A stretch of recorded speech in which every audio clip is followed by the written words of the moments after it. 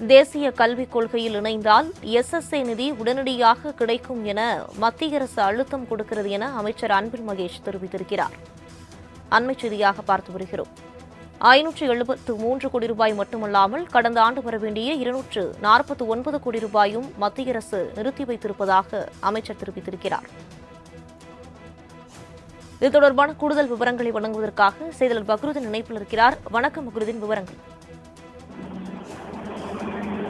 அதாவது திருச்சியில் இன்று பள்ளி கல்வித்துறை அன்பில் மகேஷ் பொய்யாமொழி அவர்களின் தந்தையில், அதாவது அன்பில் பொய்யாமொழியின் 25ஆம் ஆண்டு நினைவு நாளை முன்னிட்டு திருச்சி தெற்கு மாவட்ட திமுக அலுவலகத்தில் திருவுருவப் படத்திற்கு அமைச்சர் அன்பில் மகேஷ் பொய்யாமொழி அவர்கள் தலைமையில் திமுக நிர்வாகிகள் மாலை அணிவித்து மரியாதை செலுத்தினார்கள்.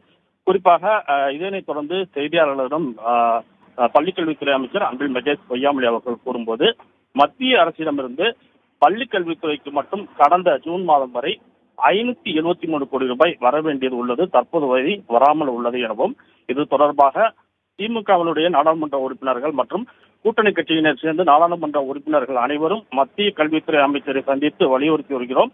குறிப்பாக 60 முதல் 40% வரை கல்விக்கடன் நிதியை மத்திய அரசு எப்போதும் நிறுத்திவிடக்கூடாது, பல லட்சம் மாணவர்களுடைய கல்வி சார்ந்த விஷயத்தில் இதில் நீங்கள் அரசியல் செய்யக்கூடாது எனவும் கேட்டுக்கொண்டதாகவும் கூறப்படுகிறது. தொடர்ந்து, அதாவது நாடாளுமன்றத்தில் தொடர்ந்து எம்பிக்கள் வலியுறுத்தி வருகிறார்கள். கூட்டத்தொடர் முடிந்து தற்போது எவ்வளவு நாட்கள் ஆகியும் நிதி வராமல் இருப்பது தொடர்பாக நேற்று தமிழக முதல்வர் வெளிநாடு பயணம் மேற்கொள்வதற்கு முன்பாக கூட மத்திய அரசு வலியுறுத்தி சென்றிருக்கிறார்.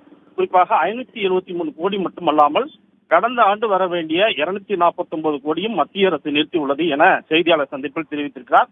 மேலும் புதிய கல்விக் கொள்கையில் இணைய வேண்டும் என மத்திய அரசு தொடர்ந்து அழுத்தம் தருகிறார்கள் என்ற கேள்விக்கு நிச்சயம் இது உண்மைதான்.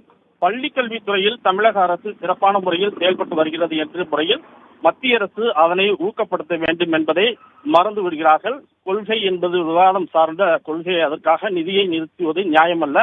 GSTயில் இருந்து அனைத்து தொகையும் மத்திய அரசு கொள்கிறது. கடந்த 3 ஆண்டு காலமாக கடுமையான நிதிச்சுமையிலிருந்து தமிழக அரசு சமாளித்துக் கொண்டிருக்கிறோம்.